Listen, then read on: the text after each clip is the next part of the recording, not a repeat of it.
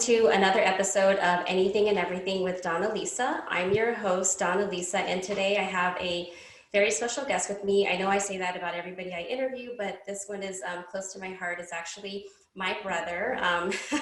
Just want to do a quick introduction. I don't have his bio just because I know everything about him pretty much. We grew up together. He is a standout businessman, entrepreneur, amazing barber, and he's also in financial services or financial planning. I just want to introduce Darrell Que to the podcast. DQ, the financial barber. Hi, hey bro, what's going on? Welcome to the podcast. Hey sis, thanks for having me on. Appreciate you taking the time to do this for your guest and for myself. Thank you. Yeah, and thanks for doing this on a Sunday and Super Bowl Sunday. I see you have your jersey on. I have to represent my home team. I know I was never a Raiders fan growing up, but I'm in Vegas now and they're a Vegas team. So even though they didn't make it to the Super Bowl, I'm still repping them. Yeah, I know how that is. I mean, that's why, of course we're San Diego Chargers, closer to where we're from. Yeah. And, obviously I stick to, teams that are closer to where we're from. But yeah, I know what that is. Now that Vegas is your hometown, if Hawaii had a professional football team or basketball team, I'd obviously be representing that team as well. So right. that's how it is. But now we got to be in competition with each other. But I know. Chargers game, I can go watch it in Vegas, right? Yeah, I mean, hopefully when things open up and the stadiums open after COVID is all done and set, we can start having games and you guys can come over and watch both of our teams play against each other. Yeah, awesome. Well, exciting. I just want to start off with saying thank you again. I know you're busy. You're busy out there surfing, you're cutting hair, doing your financial planning on the side. Always got a side hustle going on. So I appreciate you taking time today. For those like tuning in and the viewers out there on my YouTube channel, I just kind of want to give you guys a little bit of backstory. A lot of people who know my brother and I from high school days, even in our college days, know a little bit about us. I don't think they know everything about our family and our business and how we got started. But even my special events friend here in Vegas, they don't know anything about my life prior to coming to Vegas, 14 years ago. So just a little bit of background. My brother and I, grew up, born and raised in the Coachella Valley in California. After high school, we traveled and moved to Hawaii. My mom actually had a hair salon in Palm Desert while we were growing up and did all the golfers' hair. Yeah, Arnold Palmer was one of her best clients.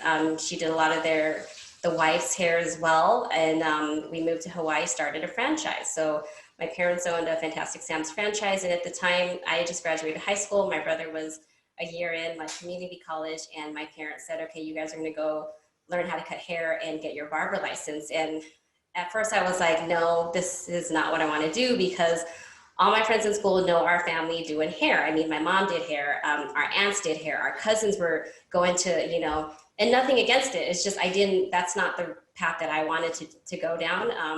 But we ended up going to barber school in Hawaii. So we were the brother sister duo at the barber school.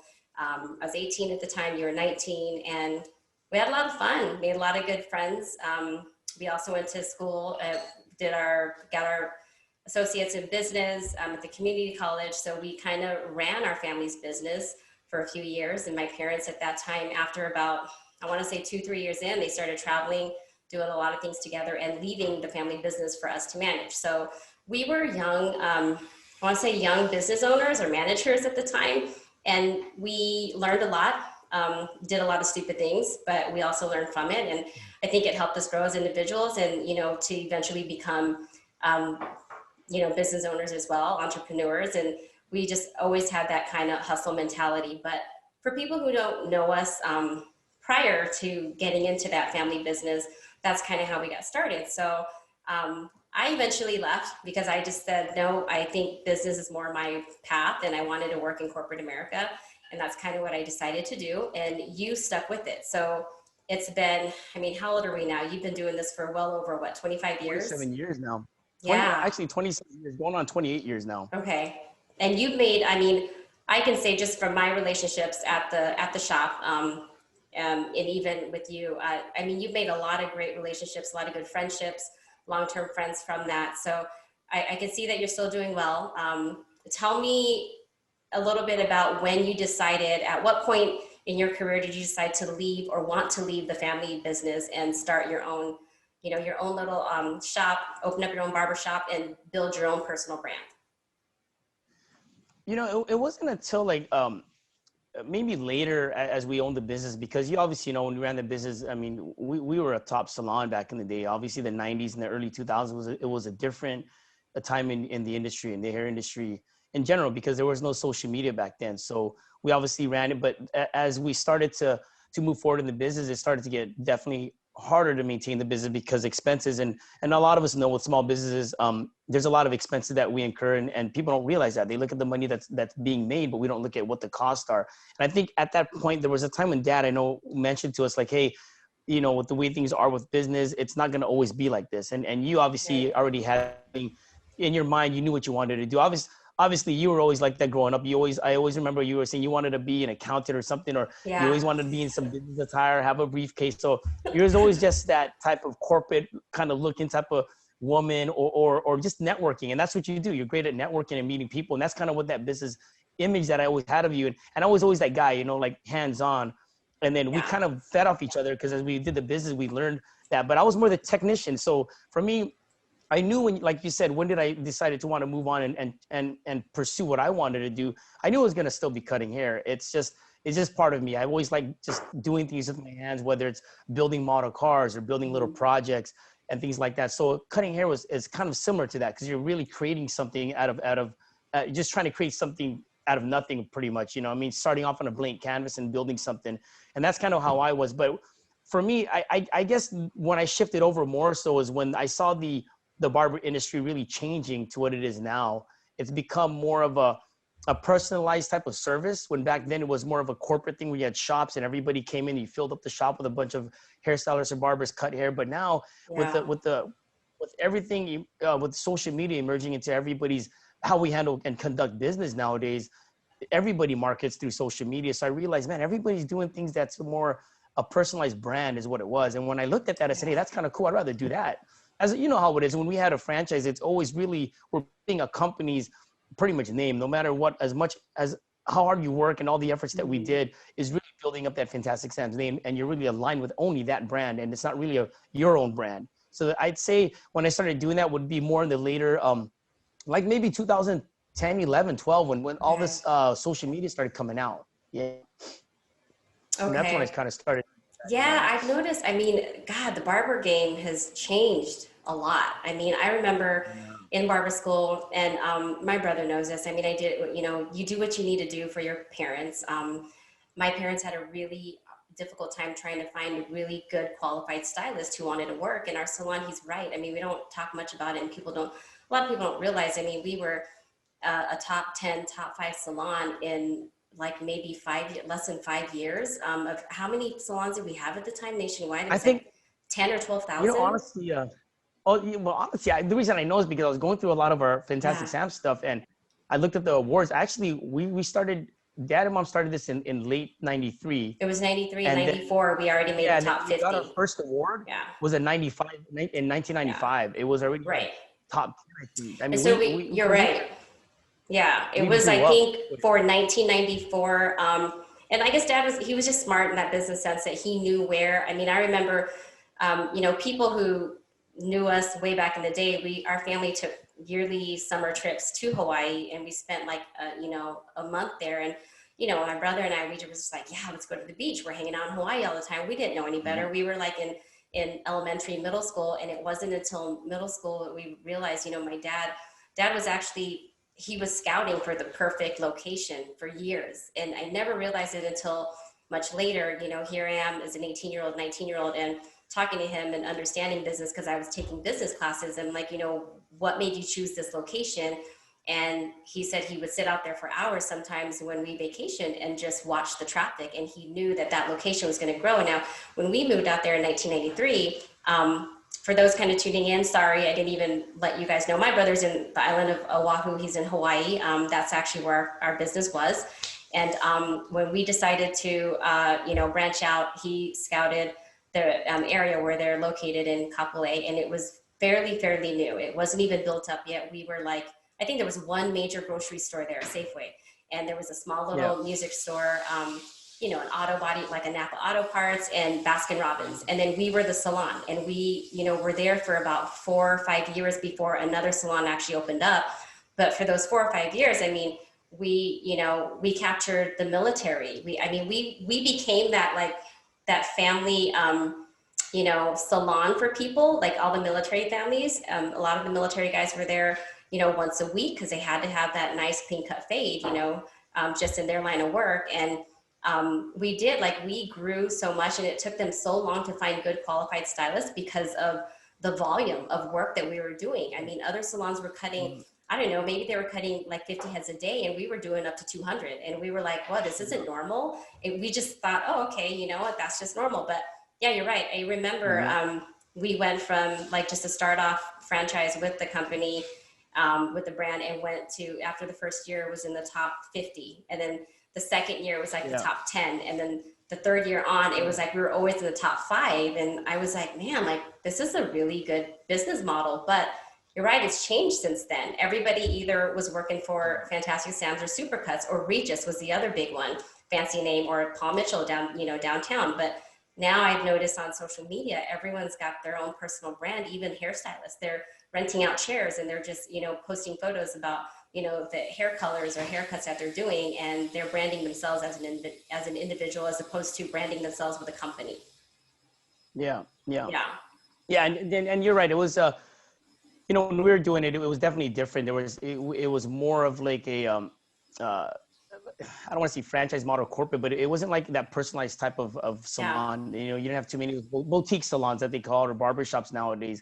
So it was more like you stuck to a brand, like you said, the Fantastic Sam Supercuts, and obviously like and then you mentioned Paul Brown, you mentioned Paul Mitchell, but there's a Paul Mitchell school. There was one, but Paul Brown was one of the higher end ones. So those type of things. So it was more, it was different, you had to really work for a salon, and then that salon actually marketed you, and you just had to wait for clients to come in, and you built your clientele basically just organically by just building relationships, doing great work, customer service and all that. So that's kind of how it was. And I wanted to touch more about you're right about that, about how Kapolei was. It was a small town, and Dad did a great job really finding a location. I remember, I think the 3 locations he said was like one in Hawaii Kai, Kapolei, and the other one was, I think, was in Holly Eve, I think. And I was like, we didn't know, we're from California. We're like, all right, we don't even know. We're still young. We didn't understand business. And obviously he's looking for a location where there was more traffic, and Kapolei was nothing like what it is now. It's like the second city. Yeah. And it's grown tremendously to the point where there's multiple shopping centers.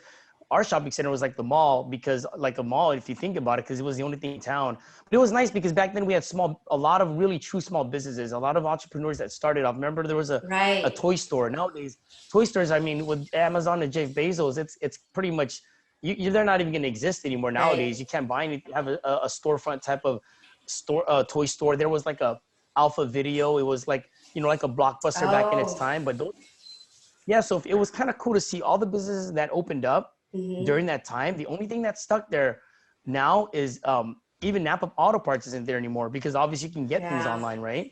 It started to, I knew the owner of Napa, and we talked, and sales started to drop. But the only thing I noticed that stuck was like our shop, obviously back then, Baskin Robbins.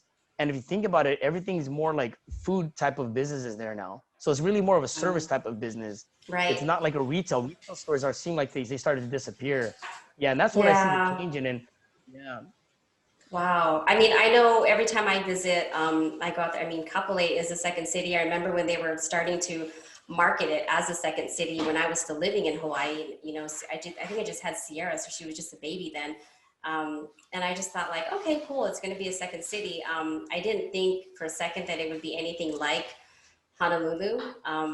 But it is like the traffic has gotten, so much worse out there. I mean, I don't mind, because usually when I'm there, I'm usually at the timeshare hotel, I'm just hanging out at the beach. That's just what I like to do. I don't like to like drive around town too much anymore. I guess I'm just that old, but I mean, it's grown a lot. I mean, and then on top of that, I started seeing, every other year we'd go there are new salons popping up across the street, less than a mile away. And so, having to keep and maintain, all your clients is definitely tough to do for a small business. So is that kind of when you decided like, oh, you know what, I just need to start branching out and focusing on my brand, and hopefully, you know, clients want to follow me. But sometimes it never happens. They always say they're going to be loyal to you, and then sometimes you end up having to start off your new, you know, clientele and picking all that up again. Yeah. Yeah, Well, I that's a see good it. point that you brought up in the Yeah. question. I think like um, what had happened was, like you said, we were the only business out there back then, or the only salon. So it was kind of easy. It was a slam dunk, pretty much. We were going to be successful. Dad pretty much picked a prime spot. But like you said, there were so many salons and coming in, which is fine. It was maybe just a handful, you know, maybe like I'd Mhm. say five or a few, and then we were still able to sustain and do well. But I think when they started to open up more shopping centers and everybody started coming in and opening up their own personalized, their own boutique type of shop, and especially Yeah. they've got units here in Kapolei that are like live and work units where you can actually live there and you can have your business downstairs. It gave a Okay. lot of small business owners and guys that just wanted to take smaller type businesses, not really a full size salon or maybe more of a practice like there's like an eye doctor that's out there, salons, a lot of massage type businesses, but those type of businesses would work well in those areas because they don't have to Right. deal with the high overhead. The high overhead is what kills a lot of small businesses out here in Hawaii, as far as like the rents and all that was what I'm talking about. But when they started to come in, I think the last time I checked, it was like maybe 22 type of hair salons out here in Kapolei now. And to Wow. spread that out when you're just, yeah, to spread that out when you're just having walk-ins coming in, now you have to share a lot of that with Yeah. everybody else. So that, to Wow. answer your question, you're right. I've always been about the quality of my work. I've always been really on Yeah. point with that. And it was just, I've always wanted to exceed, I always that type of guy, exceed what my expectations, what people expect from me as well. So I always wanted to just be that, to always be better at what I did and anything I did. And I think what had happened was when we started to not want to say fade away from it. I know you started to move to the mainland and did your own thing. Hmm. I had to realize, okay, do I want to stay in this business or not? And do I want to be more the technician of it or really just run it as a business owner, right? And Dad Right. obviously said you want to be able to run the business and manage it instead of just being always be such a good producer or technician. But that's what I Right. enjoy doing. I love the craft of it. So I had to realize guys that are making money were the guys that were charging a lot more. Hairstylists back then, like master hairstylists, you call them, the guys that were the cream of the crop. Hmm. Basically, those guys were making more money because they can charge a lot more, like the Paul Browns and Right. all those guys. And I thought, why can't they do that for barbers? It's always hairstylists. You know, you can leave and work for a high-end Hmm. salon, and then you can charge a lot more. So that's when I realized, in order for me to stay in this game, I gotta like know my worth and really raise my price. When I finally started to see that, and that's when I was able to really make that move to do my own thing and create my own brand. And what I Right. do now is as the financial barber. Yeah. That's Yeah. smart. Cause yeah, you know, and that's the one thing, I mean, you know, God bless mom and dad. I love it. And, you know, dad was the business sense behind it all. I followed his footsteps and like did the books and managed things, but mom was the trade. She was a tradesman for that. That was her trade. And she was so skilled at it. She was like a master colorist. And, you know, I mean, I look at it now, I was just doing, you know, your niece's hair last night. I was doing her highlights. They always ask me to do their Yeah. hair. And I'm like, you guys, I've been out of this game for like 25 years. Like, you know, I don't know Mhm. anything about the hairstyles that are trending and whatnot. And mom was always so patient about that. And she did it. So, you know, so she was in her late 50s. And she just loved to do it. But the two of them together, yeah, it worked well. And I know when you were so good, I mean, there were times where I'd be cutting hair and, you know, mom would be whispering in my ear, like, hey, we have 20 people waiting out there, like, speed it up. And you know me, like Yeah. I talk a lot. So I always try to get to know my clients and, you know, and We I both couldn't do. do that 20-minute haircut. And I'd look at her like, we're not supercuts. Like, I know supercuts had that model, like less than 30 minutes, like, boom, you got to get the next haircut out. And we weren't like that, but they did have that expectation of us because of the fact that we were so busy. And people didn't want to wait, you know, and we had to Mhm. expand our staff. We went from like, I think, what was it, like six hairstylist chairs. And then we eventually had 10 to 12, or I can't 11, remember. 11. We Yeah. actually had 11. Right. And they were full. They were always full. Like, and this was after I left. But I remember at that point, like, I would look at you and go, God, like, he's so good at it, you know, and it just wasn't me. I wasn't, I mean, I can be a creative person, but that was just more, you know, your thing. Like, you loved cutting hair. And I remember I mean, if it wasn't for you, I probably wouldn't have ever finished barber school because I just hated it so much. Like, you remember how we started? It was like, I Yeah. just wanted to share. When I remember when Dad told us, you guys got to go learn hair. I'm like, cut hair? I'm not going to go cut hair. Dad, come on, man. I've seen all our life and to go cut hair because it wasn't cool. Like now, Yeah. like kids can actually, they will see in the younger generation will see what's on Instagram. Like, oh, I want to be a barber because they see Right. what what a barber is now, the image, right? It's different. Back Yeah. then it was like, I don't want to be a barber. It's not cool. Everybody wanted Right. to get that 4-year degree, get a, whether become an engineer, an architect I was looking at, Yeah. and whatever it was, you know, everybody was all about the education, which is cool, but that was just the 90s thing. Entrepreneurship wasn't cool then, or Yeah, even it being a wasn't. barber, all these, yeah. So like Yeah. when we both went, I remember it was like, you're like, are you gonna go learn to cut hair? I'm like, might as well, you know, just go. We Yeah. got nothing else. We had to wait like a year to get a residency because, you know, Right. dad was like, yeah, save some money instead of the non-resident tuition.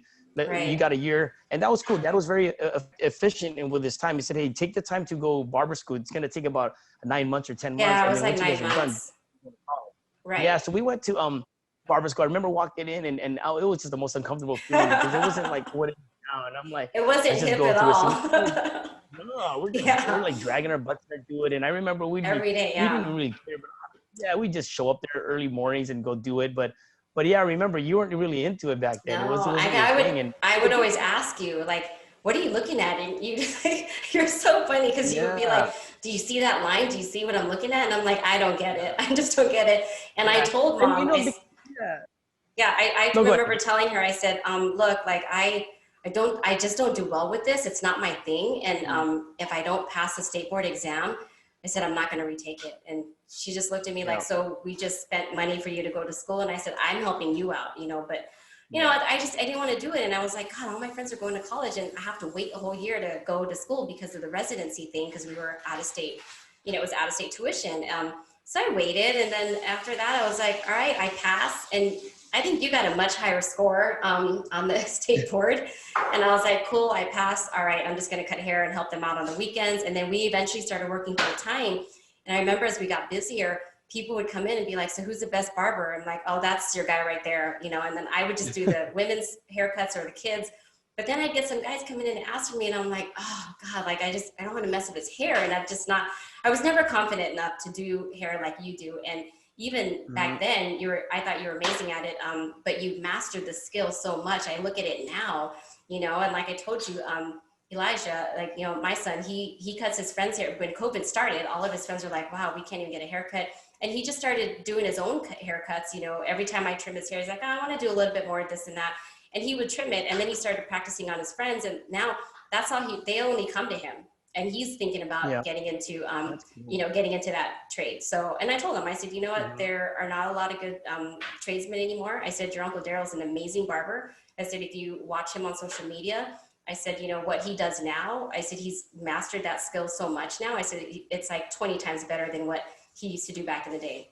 So, yeah. Yeah. No, and you know, it's funny you mentioned that because in the business, we were actually like mom and dad, where mom was she learned the trade, dad learned the business side of things. But it was kind of like a good combo because for you and I, when we were running the business, you did a lot of the books, did a lot of the management side of things. So you were very more hands-on with the business side of things. And I was more like the producer, the technician working it. So kind of worked together in that. So it's like you were good with details, but it's just not on the actual doing the art or the craft of you did the back business side, you know, that's what was cool. And that's what I had to learn. So it's like, I had to learn that as well, because remember, I was always just cutting in. I remember you and dad said, hey, you got to learn how to actually do some of the business stuff. And that was kind of cool because as we were young at the time, 19 and you're 18. And it was like, we actually learned like how to run a business hands-on. You know, a lot of people focus so much on education, and I'm not against like formal education, but I think a lot of people, great to have, but I think to learn what you, as far as how to do things in any trade or any type of career you do, you only learn when you're hands-on doing it, and through experience you get better at it.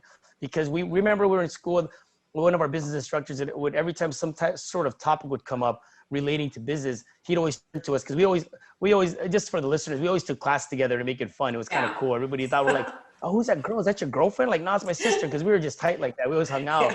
But it's funny because our teacher would be like, oh, hey, and we're like, oh, crap, here we go again. He's going to ask us a question like, oh, hey, so Donna or Darrell, like, so why don't you guys, share with the class what it's like with your guys' business? So it was always kind of cool.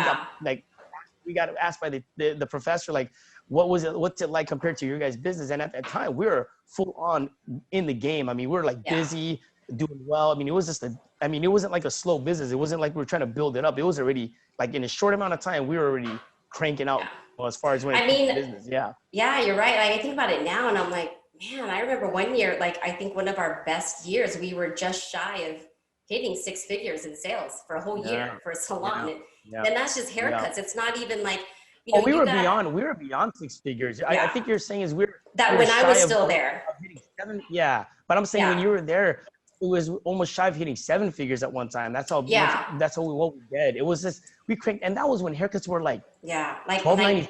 they were, yeah, less than I 15 mean, bucks.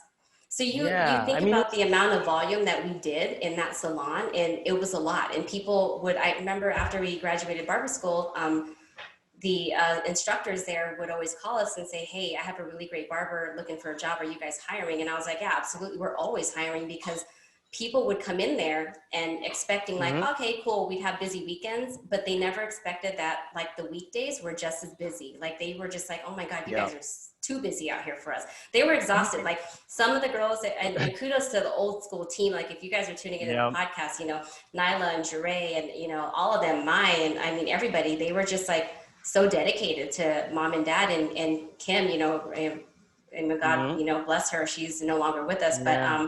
she was amazing, and she worked so hard. Like they put in like 10, 12-hour days sometimes. They didn't even have lunch Yeah. because they're like, no, you know what, we're too busy. We got to keep going, because if we take a lunch break, these 20 people are still going to be waiting. So yeah, I mean, God, those are busy. I don't even think I could work that much now, so Oh man, I it's nice to wouldn't. see you take a step back, because as you get older, I thought about that. I have a hard time standing on my feet all the time. I have issues with my hands and, the joints, the joint pain and stuff, and carpal tunnel. And I just thought, like, I can't keep doing this forever. Like, I don't know how mom's doing it, but she loved it so much. She was so passionate about it.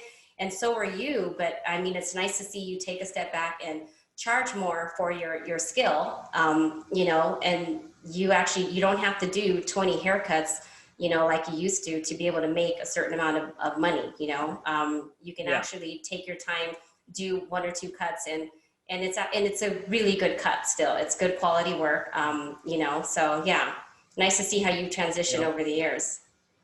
Yeah, and it's good you had to. As you get older, you're not gonna, you don't want to do like 20, 30 heads a day. I mean, Right, that was just what it was back then. I mean, with the amount of volume we had, and we just had to just adjust to it because we're the only shop in Kapolei, so we were busy. I right. mean, like you said, we're cranking out cuts, but it's nowadays it's that's not so. It's more about quality. I mean, those shops still exist, Hmm. but it's like everybody seems to like level up and step up their game and their craft and what they do.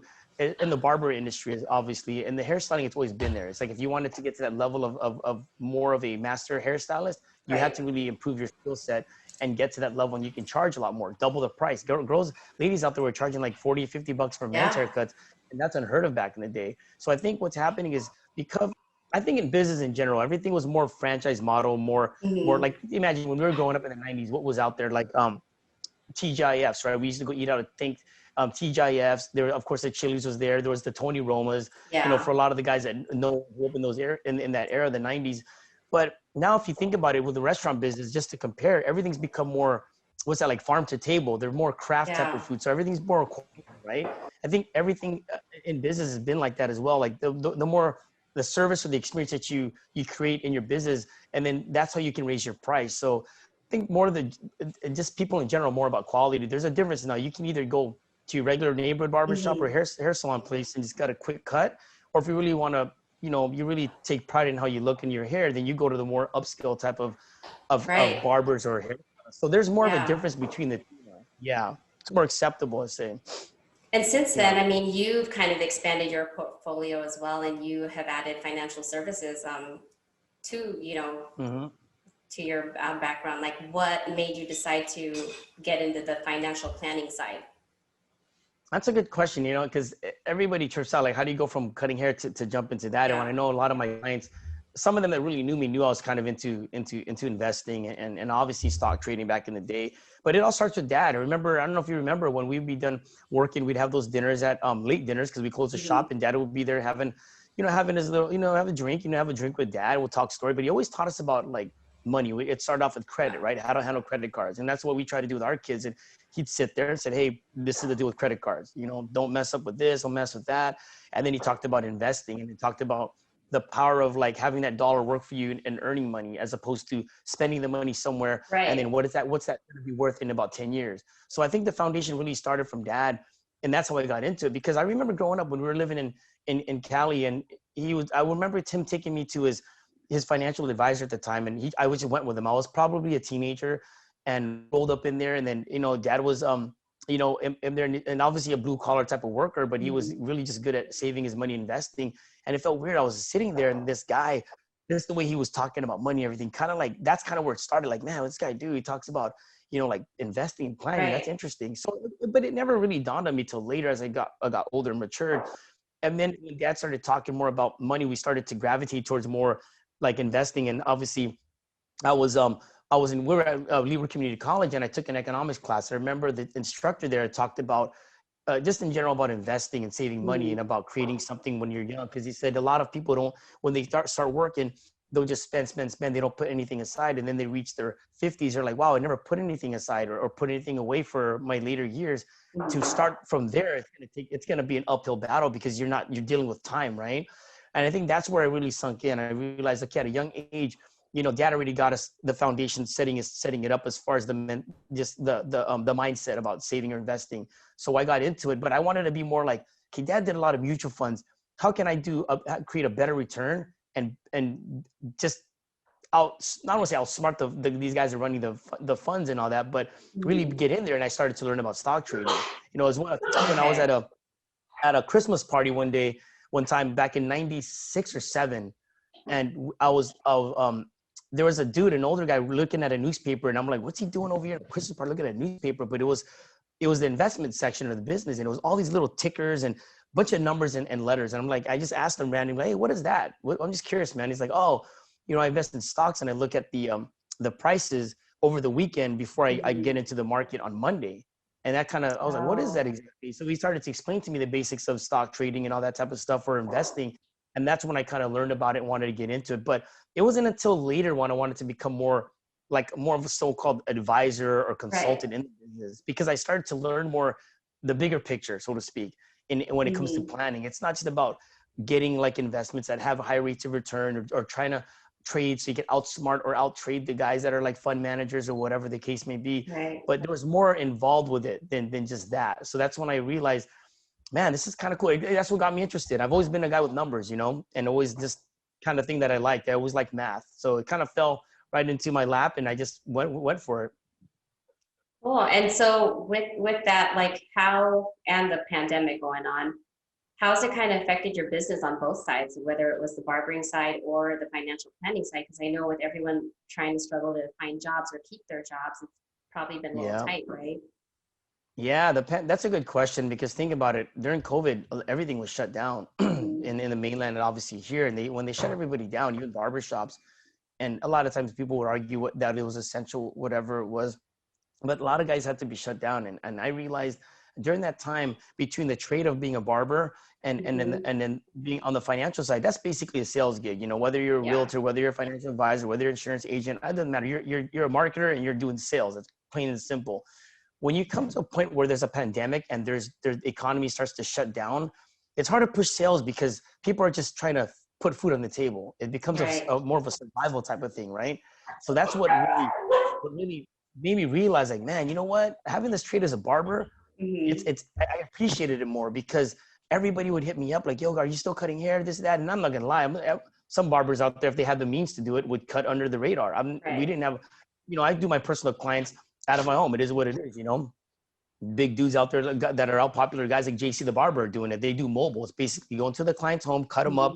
Mhm. And that's the good thing about our industry. You only need your clippers, and now with cordless clippers, and you don't need much to cut Yeah. somebody's hair as far as that profession. So when I realized, you know what, we got to feed the family. It doesn't matter what's going on, what they want us to do. People are out there Mhm. trying to find ways to hustle. So the COVID really it made a lot of barbers realize that having a trade like what we have is really, it is essential. Think about it, because if you Yeah. look at the news and the newscasters, how are they getting their haircuts, right? Think about that. Well, I mean, some of every them, did you notice in the beginning? I mean, they all look great because they have hairstylists and makeup artists, and some of them, they were looking too hot because they don't know how to yeah, do their hair and yeah, they makeup. don't know. And then they got to the Yeah. point where, like, man, they started doing it. But you're right, everybody was Yeah. looking pretty Yeah, it was looking pretty bad. I mean, I see some of these newscasters and their hair is like long. Some of the guys that usually have a fresh lineup, it wasn't even lined up. Right. But you're right. It just affected the business overall, more the shops, because you couldn't open up your shop. So the business owner really suffered because you don't have your barbers, your hairstylists working for you. And Yeah. all day they're cutting their clients at home because Right. now Right. they're going to do a quick text. Hey, you guys are closed, but are you able to cut my hair? It's a Yeah. yes or no. It's like, you want to make the money or not, So guys are doing it, just taking, the safety precautions to, wear your mask and do whatever you need to do as far as sanitizing, but they were still doing it. Guys were still out there doing it. And so the guys that really had the means to do it, whether they set up at home to do it or went to their clients' homes, they were still doing it just to make that money to feed their family. On the financial side, that's the only thing that really stopped because it was sales. And I'm not a hardcore pusher when it comes to sales. I'm not the biggest producer out there. I come more in a place where my purpose behind it is really to help people with their finances and have them have an understanding of it and educate them. So when it came to that, I was gonna call people up and just be like, hey, Right. what's going on? Get together. They're gonna look. I mean, I got to be a little bit more sensitive to that kind of stuff. Right. So it gave me a time to take a break from it. I took a break from it and I focused on the barber business. But that's kind of cool. Like on one of your past podcasts, talking about having a side hustle. One of the gals that was on there was talking about how she having multiple hustles or different things Yeah. to do, right? And that was a great podcast because it's true. Nowadays, everybody's during the pandemic, people start to think, what else can I do besides Right. my actual trade or my job? Imagine hospitality in Vegas and Hawaii, they're shut down. People are doing things like doing baked goods, making Yeah. like, banana bread or whatever the case may be, or Yeah. doing anything just to make some kind of money, You're so seeing, having some sort of, yeah, you're sorry, I didn't mean to interrupt. You're seeing a lot of go ahead. people, they're thinking outside the box and they're being creative. I know a lot of industry people, for me, when I was furloughed and still not back in special events, I decided to go back into real estate because it was still thriving. But a lot of my other industry friends they're baking and they're selling, like donuts or whatever it is they bake, banana bread, like you said, on the side. And it's kind of cool because then others I've seen they started YouTube channels and stuff. And then another industry girl, I just recently interviewed her. She started a podcast and a blog. So it's kind of neat because I like to see everyone's creativity and how they're, managing and pushing through the pandemic. And then there are some others that are just waiting, they work for these hotels for 20, 35 years and they're waiting to go back. And unfortunately, it's not happening right away. And, some of us are looking at them like, well, what are you going to do? Are you still just going to wait? Or, it's, you know what I mean? It's tough. And that's the thing I was going to share with you too, is like during that pandemic, everybody started to do things that they found like what they were interested in, what they like, they love doing, right? For example, just like you, during that time, I remember we were going back and forth in conversation during the pandemic and you were going to get furloughed, but there was not one time that you missed the beat. I mean, you just kept going. You didn't even cry about it. You didn't complain. You basically went in there, got your real estate license. During that time, we always talked about your podcast or you're trying to launch this thing and your ideas about it the past 2 years, but you went into working on that, even through learning how to edit this, how to edit these videos, right? Right. But I think if people didn't take the opportunity at that time when things were shut down, that was their bad and they missed out because, instead of complaining and just sitting around watching Netflix and crying about what's going on, we have everything at our fingertips. I mean, what I'm saying is like, you still had internet and YouTube and you could have learned something on YouTube, like myself, I was watching videos on mastering my craft as a barber. I was watching YouTube videos and learning more about the financial service industry. I actually started to go back and learning about trading back in the market because I put it on hold because once I had my family, the kids, I had to take a break from trading and stocks and all that. But I wanted to learn more about trading options. And one of my good friends who's a nurse, he's successful at it. And we became really good friends because we have the same kind of mindset as far as entrepreneurship. He actually started coaching me on this options trading, but I took the time during that pandemic to learn something. It wasn't like I just sat there and just like, what am I going to do, man? Everybody, you know what I mean? Everybody just started to give up on life, it seemed like. It's, if you can get yourself out of it and find something that you're really interested in, that you love to do, what you and I did, and just move with it and just focus on that. And those little just steps to do it. And I'm sure when you wanted to do your podcast and become a realtor, get back into it, it was probably a bit overwhelming just to think about like, man, I got to do all this, the process, but it's really just getting the mindset and committing to it, in your mind, like, hey, I want to do this. And then take the little baby steps. You don't want to just take it all one time and just do it one track. Right. You're gonna have to take little steps. So that's why, you know, sharing. I just wanted to share that with you because, you know, I admire that you actually did something and didn't sit, you know, on your butt and Right. just be lazy and watch Netflix, which everybody could do, you know. I actually had more time for Netflix. I know you know how busy I was We all did. pre-pandemic, so I made time, to watch the shows, and because all the kids were home and getting ready to have Sierra get prepped to go to college. We didn't know if she was going on campus or what the deal was because of COVID. I actually took time to watch a lot of shows and regular movies with her and the other two because I never really had that time. And we weren't out at the soccer field anymore. I wasn't going out of town for tournaments. The only complaint I did have during the pandemic was I was jealous because all my friends were traveling. Everybody was taking that time to travel, which a lot of them did. Everybody deserves to travel and enjoy, Mhm. scenery and whatnot, and just enjoy life. Because everyone I know in my industry, we work 24/7, especially here in Vegas. If somebody wanted something, in 3 hours and it was a big Mhm. trade show, you were going to go do what you need to do at 3 a.m. to get that on site at 6 a.m. for their show. We never had the opportunity to just rest and stop. So people did that. And you're right, I was hustling trying to do the real estate game, and you know how long it's been since I was in school and studying. It was challenging. It was really challenging for me, and I Mhm. really had to like cut communication with certain people and just buckle down and study. And I'd see people on their Instagram, and I'm like, man, I'm over here studying, and people are traveling. And but again, some of these people were the ones they actually said, well, things are going to go back to normal in the fall. And like now, here we are in the new year. Things didn't go back to normal in the fall because I even doubted myself and thought, am I wasting my time getting my license for real estate? Because we're going to go back to normal. Events are going to open up again. And I'm kind of glad I stuck with it, but it was tough. It was tough when you're not used to studying that much and then having to, take these exams again. I mean, I almost had the same mentality like when I was studying for the state board for barbering. I was like, man, if I don't Mhm. pass this real estate exam, I'm done. I just don't do, I'm not a great test taker, you know that. And Yeah. I Oh really have man, to I'm not study. this. I'm the same way. Yeah. We're like we God. both didn't care for a test. I think it's the pressure. Like when you get time for it, and Hmm. you got to like do it at a certain time. And Yeah. yeah, I'm just not a good test taker. Yeah.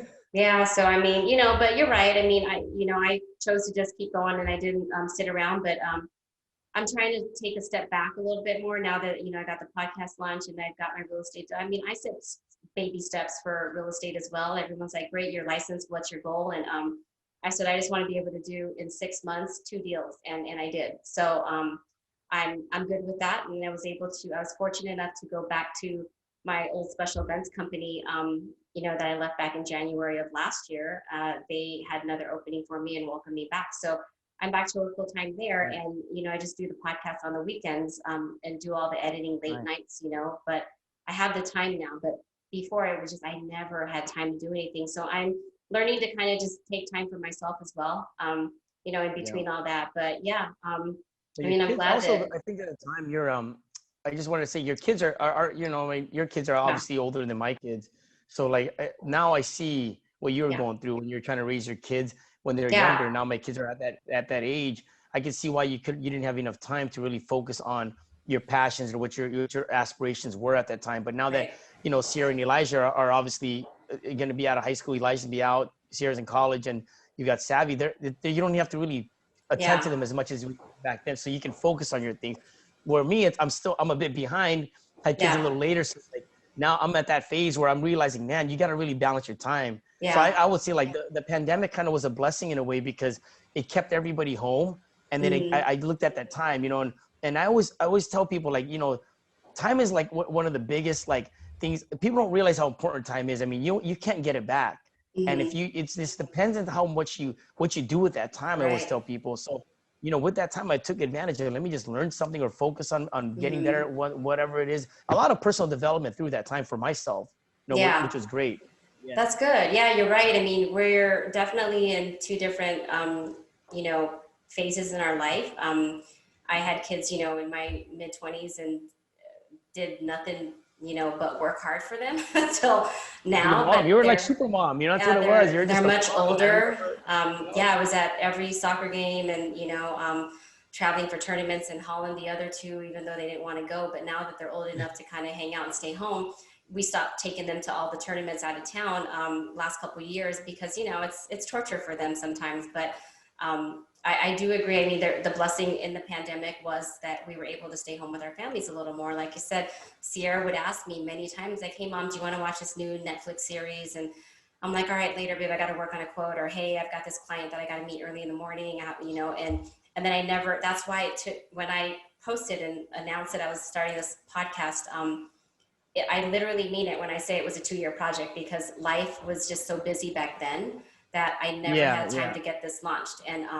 And yeah, so the pandemic was definitely a blessing for me. I know a lot of people look at it in a negative way. I look at it more positive, because we were all home a lot more together, and the kids, as much as they all annoyed each other pre-pandemic, they just couldn't stand, you know, Sierra doesn't like the little sister who's always trying to copy her style and be just like big sister. And, you know, Elijah doesn't want to be around his sisters all the time. The boy just wants to have his own space. They've all just learned to grow together. And it's kind of, I've seen them because they have a lot of friends that have siblings the same age as, you know, the other siblings here. Like Sierra has friends her age that have younger siblings the same age as Elijah and Savvy. And they actually do a lot of things together. They go to the park together. They would go, you know, to the mall together, in social distance, of course, but that it kind of Yeah. brought them together. So yeah, as much as like Sierra couldn't stand having her little sister around all the time, she appreciates having her around now. So yeah, Yeah. I think it was, pandemic was definitely a great thing, but I'm glad to see that, you know, you were kind of learning something new as well during this time and mastering your Yeah. trade. That's always good. With that, like, what, I'm curious to know, like, what inspires you to do what you do when it comes to the barbering game? That's a good question. You know, it's funny because back in the day, like, um, I didn't have an answer for that back in the day when we started doing this business. You know, when we were helping dad and mom, Yeah. we just did it just to do it. And I started to become more.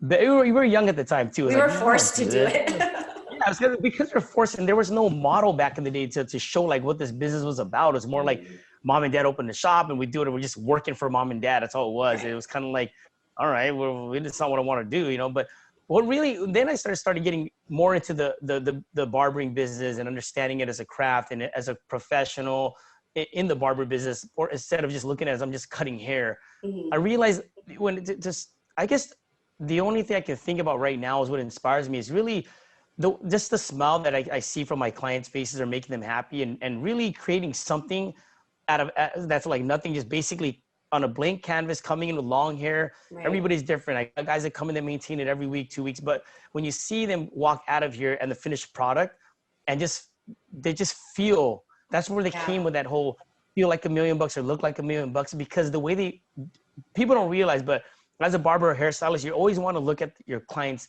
facial expressions and how they look. And you can see Mhm. that going through the process, because when they know that they're in good hands, you can see it in their eyes and the way they feel. You know, when we first started cutting hair, right? Yeah. We were new, we didn't have clientele. We'd be there and constantly be doing this, and then it makes Yeah. it makes you feel, when you're behind the chair, it makes you feel Right. like you're not good enough, right? And then as you got better, people just sat there and talked to you because they trusted you. But Mhm. it was hard when they looked at you and looked in the mirror like, oh, can you touch this up, do this? But now that I've developed the skill set to do it, I don't deal with that issue anymore. Yeah. So they're looking at it and they feel comfortable.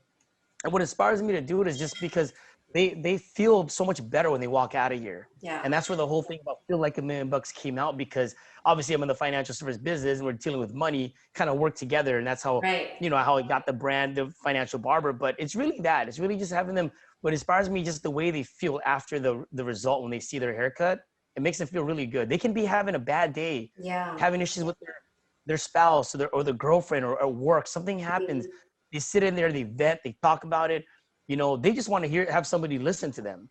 And Right. I'm listening to them, talking to them, cutting them up, and after, they usually, most likely, they're gonna walk out of the chair feeling like, just feel good about themselves. And then whatever they brought into the barbershop, or what Mhm. they felt like sitting in my chair initially, they walk out a total opposite. It's like they feel good, they're out there, they're ready to tackle the world, and Right. they basically just feel like $1,000,000. That's what it is that inspires me to do it. It keeps doing it because it gives me that good feeling for myself that I'm actually doing something good for somebody. You know? Yeah. It's kind of like Yeah. a mini therapy session for them. For Yeah. them. It is. I I mean, remember, I don't. yeah, Yeah. because I had clients too that would come in, and you're 18, 19, you're just trying to live life, and you're like, I'm just about having fun and hanging out with my friends. And then people would come in, they're telling you their problems, and you're like, oh wow, that's pretty deep. Okay, like, I'll listen. But I like that. I guess what sets you apart from just a regular, standalone salon is it's intimate. It's an intimate setting, so they don't have to Exactly. feel worried. Like I know when people would come in and sit in my chair and say like, oh, I'm just having a bad day, or like, oh, I lost my job, or whatever the case may be. But they're saying it in a room full of like 10 other people sitting down getting their Yeah. haircut. But with you, now they're coming in. It's like it's just an intimate setting for you and your client. So they can tell Yep. you whatever, and they know it's just going to stay, between you and the four walls. You know. Yeah, and another thing I wanted to add to that. What inspires me to do what I do in the barber business, because that's probably the only profession I can think about Mm-hmm. when whether we're barbers with hairstylists, and you've got also the professionals out there that are like doctors, your dentists, and whatever you want to call them, all these guys. But it's the only profession that you can really create a solid relationship with your clients. I mean, there's no other business out there that you can have a one-on-one, sit with them, talk 30 minutes or more, and really open up. They can open up to you and all that, and they really trust you. Once you build that trust, and that level of trust really, it really, for me, it's important, because like to them to come here into my chair and actually open up about their personal problems, Mm-hmm. they trust me to just keep it within that circle, within just us, the two of us. And Right. that's what I like about the barber business, because once you've got that relationship locked in, they're most likely not going to leave unless you did something really bad to piss them off or messed up their haircut. But when you're at that level of barbering, you have that skill set, you're not going to mess things up usually. So it's either you customer service or something that made them upset, they're not going to come back. But for the most part, they're always going to come back to you because they look forward to seeing you. And it's kind of cool. It's kind of like when you see barbershops and everybody just there talking the story, hanging out. But when Yeah. you deal with it in a one-on-one setting, when it's more personalized, like myself and the client, there's nobody else here. It's more intimate. It's more like you're like it's kind of like going to the bar with just one of your boys, as Right. opposed to the whole group. Everybody's all around just talking. Now you can actually have a one-on-one talk with that person and get deep and personal with a lot of things. Mm-hmm. And that's what I think about with my clientele. They become like my really good friends, almost like. And it's Right. like, as much as we look at them as just like, on the business side, they're just consumers, or they're your clients. They really become like your friends and really close knit family, if you think about it. Because I see more of my clients more than I even see my close friends or my family, because they're coming to Right. me every week, every 2 weeks, right, on a regular. And you just become one of the. I'm not everybody's gonna open up. A lot of guys are just sit there, just talk, simple things and what's going on, current events. But to really Mm-hmm. open up about their family life, about their what's going on, their personal life, it's kind of cool. And that's what inspires me, because it's always that feeling you get as a barber when they walk out of here, and they know like they're in good hands. Yeah. They felt better just dumping all this garbage and this waste, all this drama, whatever they threw to me, and all that Right. energy. They walk out of there with positive energy, and they just want to have somebody listen to their stuff, their problems. Mm-hmm. Well, that's good. And so, what do you enjoy the most about your job? Oh, the bar. What I enjoy the most about it is like with you. You love building relationships, and I'm Yeah. like that too. Like you mentioned before, we do have a tendency to talk a lot. This is probably going to be the longer podcast. I'm going to be straight up and warn you, sis, Yeah. that it's probably going to be longer than all the other podcasts you've had, It's because fine. I'm okay with we have to give the that. gab. Yeah. Yeah, we have to give the gab, but you got to think amongst our family, we're probably the only ones. I'm nothing Yeah. against what my other family, our cousins do, but we're probably the only ones that really do sales. And sales, you got to have to give the Yeah. gab. You can't be somebody that's just kind of an introvert. I mean, we kind of were like that younger, but we grew to become more extroverted type of people. We had to go out there Right. and just be out there. Obviously, about So your events, working. Yeah, you know what I'm it's funny saying? because I do love relationships. Like building relationships are key to me, and that's how I gained a lot of trust from just my industry clients. In the special events industry. But it's funny that you mentioned that we have the gift of gab, because when I was I just moved to Vegas. I think a sales manager I worked for, and I was his assistant. He was going to Hawaii. I don't know if you remember. It was like years ago, maybe 13 years ago. But anyway, he Okay. said he was going out there, he's going to go golfing and staying on the west side. And I'm like, oh, you got to go check out my brother. If you really want a good haircut, go get your haircut from him. Tell him I sent you. And he Yeah. came back. His name was Nick. He came back, and I said, so how was it? Oh, He's like, I yeah, think he came by to get a cut. Yeah, I remember him he now. did. Yeah. And he came back and he said, man, Donna, I thought you talk a lot and you talk fast, but he said, your brother talks faster. So, Yeah. yeah, it was just funny. And he's like, he goes, and the fact that like you two look so much alike. I said, oh yeah, I know. But yeah, he was just laughing because he's like, I totally thought nobody talked more than you. But yeah, I guess we talk equally about the same. So No, I mean, we have to. I mean, and it goes to like we both like to talk fast. So obviously, when we're in yeah, sales, we have to learn to like tone it down, and how to yeah, control my pitch, how to control my tone, and the speed. Because when I first got into mhm, it, I remember, you know, the uncle of mine that was teaching me about the business, about insurance and financial services, was mhm, like, hey, when you're out there, you got to slow it down a bit. I know you're used to right. speeding it up, but it's just that that's what it is. We just like love talking, We and just we when talk, you yeah, it's part of that excitement, right? And right. talking. So yeah, so that's that's the thing about it. Yeah, we do have the gift of gab, but I mean, it's funny how we're both in sales, Yeah, and if I look at everybody else, I mean, I know some of our, I don't know what a lot of our families do, but I don't think they're in like sales, you know, like what we're doing, you know, where you have to do the cold calls and call people up and build yeah, relationships. right. Yeah, exactly. No, totally. No, I agree with you on that. It's funny because we were very shy growing up. I think in high school, I remember people in school would be like, "Darrell's your brother?" I'm like, "Oh yeah," and you know, and they're like, "He's so quiet," and I said, "No, like you know, he talks a lot at home." And even teachers, that I was the more outgoing one because I was part of the pep squad and I was in student government. You were in a lot of school clubs, but it was more like studious clubs, like physics Yeah, I was club, a math nerd back club. then. It's funny because Um, everybody like don't realize that I was like, we were both yeah, kind of nerds, but you were the more outgoing one. You know, you but were like like into the cheerleading. I was like the dude yeah, that didn't want to play sports, and I was just kind of like, yeah, I did the loner type stuff, you know, yeah, skateboarding, and then I got into and dancing. I think honestly, dancing when we got into the whole hip yeah, hop, you got introduced to us, right? And we yeah, because started you dancing. opened up, then you did the talent That's when I show. opened up. Yeah, You can't be remember? shy when you're out there doing busted a move and dancing. You can't be shy. Right, Obviously, right. at first it was a bit intimidating, but once you start going out there and you Hmm. get used to it, then it's kind of, you just get used to being Right. out there and performing. You know, it's kind of a Yeah. normal. It's like anything else, like a muscle. You got to exercise. When you exercise, it's hard at first, but once you Right. build it up, but that's where I got it. When we were able to be in front of people, it's fine. It was Hmm. easy when you built that up. Yeah. No, it's true. I mean, it's funny because like some high school teachers would like see me in my cheer outfit and I'd be talking, and I always got caught talking in class because I always talked to my friends. And they'd sit there and say, you know, your brother was so much more quiet than you were. And I'm like, yeah, well, it is what it is. So I'm just a Yeah. social butterfly. But Yeah. yeah, I mean, I like that you have kind of gotten into the sales side of things and just to see a different perspective of business besides just doing the job. You know what I mean? And building Yeah. relationships, you know, you're definitely good at that.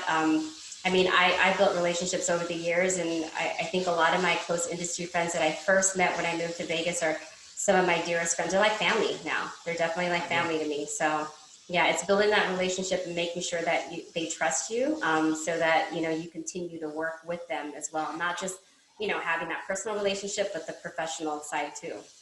Yeah. Yeah. Cool. Exactly. No, And I agree. so with that, like, I'm just curious to know, I ask all my guests this, is there a daily affirmation or quote that you like to start your day off with? You know, like for me, normally what I like to start my day off with every morning is really just like a moment of gratitude. It's kind of like meditating. I look at it Mm, like, but I'm just more grateful. And to myself, it's always more of a relationship with God, and I'm always more grateful for a lot of things that are happening in my life currently. So whether good or bad, I'll just be grateful for, like, for example, my health, my kids. I was grateful for my clients, for example. Simple as right. that. People that had this great conversation with so and so client the other day. I'm grateful Hmm. for my, you know, the conversation I had with you, for example, with dad. So all the little things, I'm just grateful for Yeah. the simplest things, as much as even like grateful for living in a beautiful place like Hawaii, and Yeah. or that the weather is beautiful. So I do that because I think starting off on a positive note when you first wake up really sets pretty much Hmm. your day. You wake up and you're Right. like, oh man, I gotta get up, and snooze, and you're grumbling, and Right. that's just kind of how your day's gonna be, pretty much, you know, because you already started off on that foot. But if you start Hmm. off on the right foot, and even though you don't want to get up and you're there, I'll just stay there, and I'll just kind of do that to myself, and find my own, um, I guess it's a way that I meditate, find my own peace with Right. that, you know. But then I Right. guess a good quote I would be like is, when talking about what we say, is like, it's something around like successful people know that making small continuous improvements every day will be compounded over time, basically, and give them the results that they need. And Hmm. there's more. It's not the exact quote, but it's something like that. But it's kind of like what me and you talk about. It's the little steps that we Right. do and continue to improve. I think that's what it is, and it really does compound over time. Because I didn't become this Hmm. good barber within a year. It took me years of it. Right. I didn't become the financial acumen that I have didn't happen overnight. I had to constantly read books, and it was frustrating doing things and you're not even getting sales. But Right. every little step that I did, whether it's like just building that relationship or learning a lot about another financial strategy, reaching out to this one guy and just build that initial relationship or interaction with that person, and knowing later I'm going to do business with this guy. That's kind of what was more what I guess that would be a quote that sticks with me every time, is those little continuous improvements you do each time for whatever industry that you're in. Yeah. Right. No, that's great. I mean, that's a good piece of advice. I mean, I definitely agree with that. Trying to do baby steps. I just listened to, there's this new, app for iPhones called Clubhouse, and it's a live platform. And I was tuning in this morning, and they were talking about gratitude. And somebody did mention on there about when you talk about baby steps, somebody mentioned, they were like, how do you guys get motivated again when, like, I guess this particular person used to run 5 miles a day. And she said, I used to run 5 miles a day. And then after a whole year, I got tired and burned out, and I haven't been doing it for a few months now. How do you go back to that?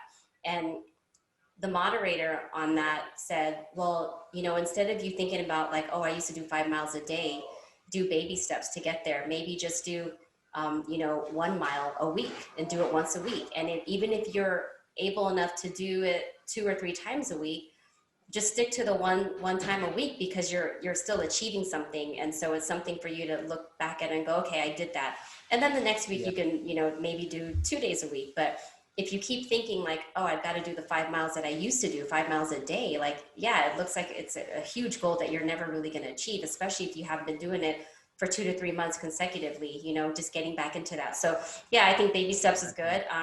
I started doing that with, the social media stuff. That's kind of, I don't know if you've seen, from the summer when I started studying for real estate, I decided to just focus on my social media and just build that. And so I was posting like every day because I had the time, and now I'm back to work full time and then doing the podcast. And so I just kind of scaled back on my design business and the real estate social media postings to maybe once a week or 2 times a week. And sometimes I'll do 3 times a week, but I'm not going to like knock myself and get upset if I can't do it every day and do 2 or 3 posts a day. That's just, it's too much for me. It works for some people. I can't do that. If I get 1 post a week, I'm happy. But if I can do 2 to 3, I'm even happier. But yeah, baby steps is definitely good. I think it's a great way to look at things, and consistency. I think people who aren't consistent all the time, I don't know. I feel like sometimes it questions your dedication to what you're doing, because either you're in it or you're not. But I get it. Sometimes people just need to scale back a bit because they've been going at it hard and they're just like, oh, I need to stop. So then you're not seeing them, like for you, if you weren't posting about your hair cutting all the time, people would look at it like, oh, he's really not that dedicated as a barber. He doesn't care to post about, the clients that he's doing. No, sometimes you just need a break. But, if you're constantly still trying to stick with it, even once a week, once a month, even, consistency helps. Sorry, I don't know if you noticed, I'm talking funny because I don't think I told you, I have Invisalign. I'm doing the Invisalign treatment, so you can't see, but it's like braces. It's like having retainers, and sometimes my friends that know me, they're just laughing because they can tell that I'm talking different. It's because I have these retainers in my mouth. Yeah, it's not that, I'm just talking weird, but anyway, so I just wanted to tell you. No, it sounds all right. No, you're good, sis. Don't worry. Sometimes when I talk, it's frustrating. Yeah. No worries, sis. You're good. But to add to that about the continuous improvements, like every day, I think in our personal lives, you got to do the same as well. For me, it was I did a lot of personal work on myself during this time. It was like for example, learning how to surf. Just to start that, it was like, how do you learn that? I'd start baby steps, right? Went to Waikiki, and as much as like it was kind of like a, they call them kooks, right? Guys that are learning.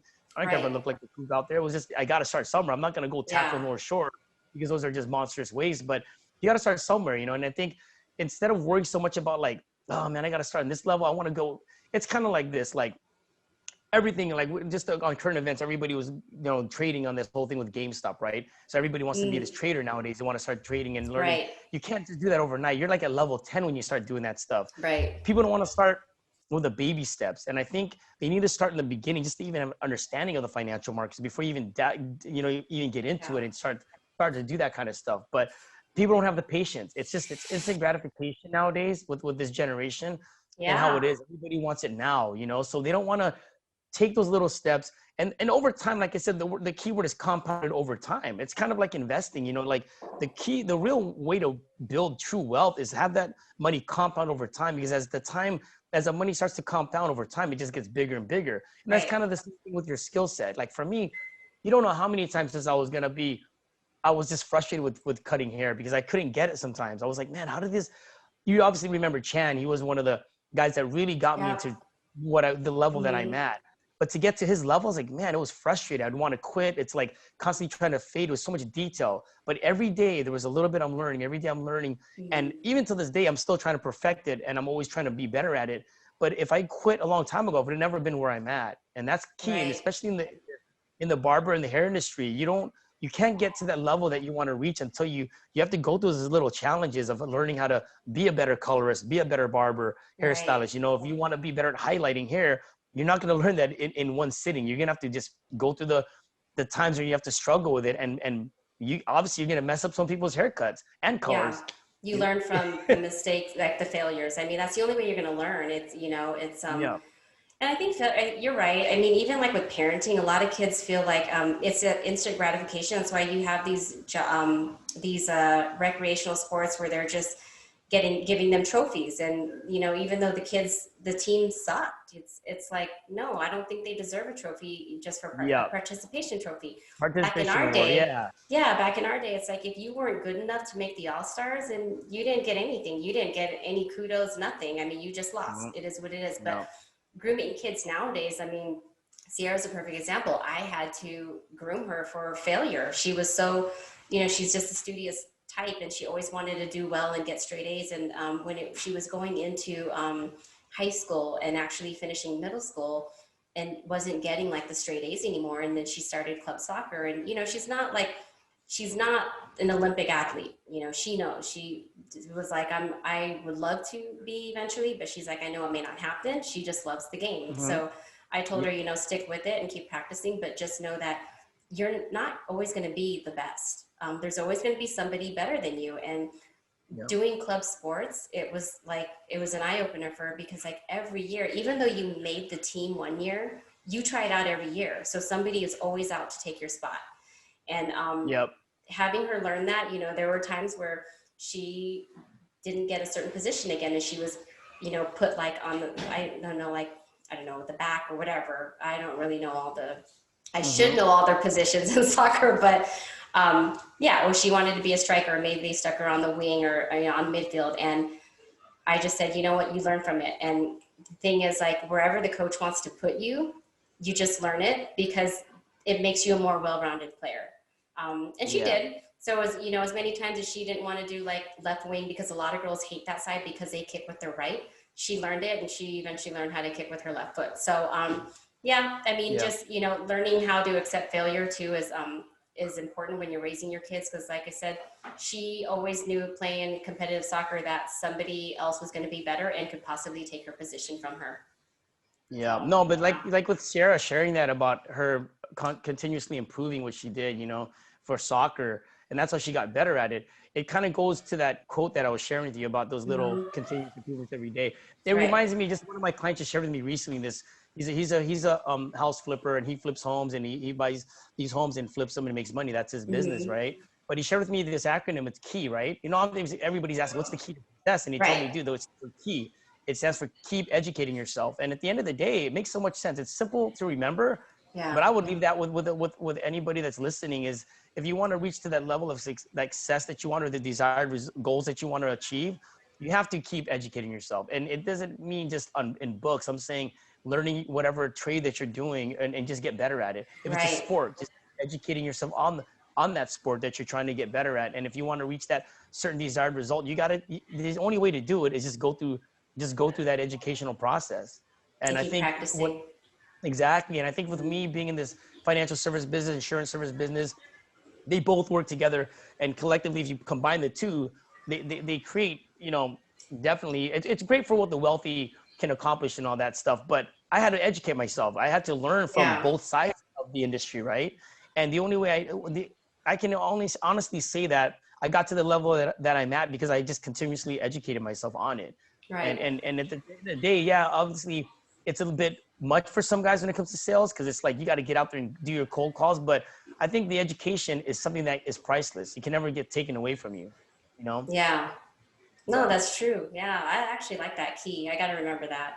Yeah. Well, Yeah. thanks for taking time out today and sharing all that. I'm hoping that, somebody gets some good information out of it. And if they don't, it's fine. It was a great hour for me to talk to you and, see your side of things. I just wanted people to hear your story. I know you have a huge following on Instagram. A lot of your clients like to follow you, and you were recently on IG Live, and I looked at that and I was like, you know what, I need to get my brother on the podcast soon. So yeah, I feel like some people don't know your back end story, and I think this is a good opportunity for them to see where you started and where you're at today. How you got to Oh, where you're absolutely, at. sis. Yeah. Yeah, No, thanks for having me. I think this was a yeah, great podcast. Obviously, we did go longer than we expected, but I think yeah, it's great for even for my followers. I don't have a really huge following and on Instagram like some other barbers, but to be honest right, with you, I think it's more important is the quality of followers that I have. A lot of these guys right, really engage with me, they interact, and that's cool. I mean, you can have 5 followers that engage, but you can have right, 1,000 and they don't even engage with you. So I think that's what's key is the engagement you have yeah, with your followers. I wanted to also, you know, finally introduce a lot of my followers and people mhm, that I do business with, my sister, because it's obviously just you and I in the right, family, and nobody really got to. Some of them don't even know of you or even haven't yeah, even met you. But it's actually a good way to see like how we're both aligned in the same way. We're both, as far as our mindset when it comes to business, mhm, entrepreneurship, and just on our personal lives. We have a lot of similarities. It's just one's a female, one's a male. But it's kind of cool how we both learned growing right, up a lot of these things that we've kind of experienced, and now what we've actually taken with us and learned in our careers and stuff. It's kind of yeah, similar if you think about it. We're kind of yeah. both in the same business model if you think about it. Yeah. Right. Yeah. I mean, we're both Cool. servicing people. I mean, I know with me in special events, we do service a lot of folks here in hospitality in Las Vegas. So yeah, we're both kind of in the service industry. Yours slightly different though, but yeah, I agree with you. I mean, it's continuing to, build that relationship with your clients so they trust you. So we have clients that come to us all the time and say, well, you know what to do because you've done, this show for like how many years. So I don't even really have to Yeah. explain to you. Yeah. So you already know when your Yeah. client sits down, you know the drill, you know how to make them look like $1,000,000. So yeah, Mhm. awesome. And the key thing is what I would say is like you said, is relationships. At the end of the day, Yeah. it's really what it comes down to and what we both do, and anything that you do in life. And you want to build solid relationships, and those are the people that are going to be there to support you, got your back, Mhm. and all that. Because I was just on a virtual conference. We were supposed to be there in Vegas, but they decided to do a virtual one Okay. with these financial advisors, and basically they shared that it's not about pushing product or selling product. It's really about building relationships. We're in the Yeah. relationship building business. And I would end with that. What you and I do is really in a relationship building business. That's what it is. Yeah, absolutely. I think anybody can take that piece of advice wherever they work. Yeah. It's all about building Yeah. the relationship. So, yeah, awesome. Yeah. Well, thanks again All so right. much for taking time out. I know Quincy and the other kids are probably waiting on you, Yeah. and the game started. Even though both of our Yeah. teams aren't playing today, you know what? It's okay. We always got Yeah. next season. So, hopefully, I can see you out here soon. And with the COVID restrictions loosening up a bit, maybe that, I can take the kids on a trip out there this summer when Elijah Right on. graduates. Awesome. Yeah, that'd be great. All All right, sis. right, Thanks for bro. having me. I Enjoy the appreciate rest it. of your day. All Okay. right. We'll chat Take again care. later. Love All right. you. Bye Love you bye. too. Bye bye.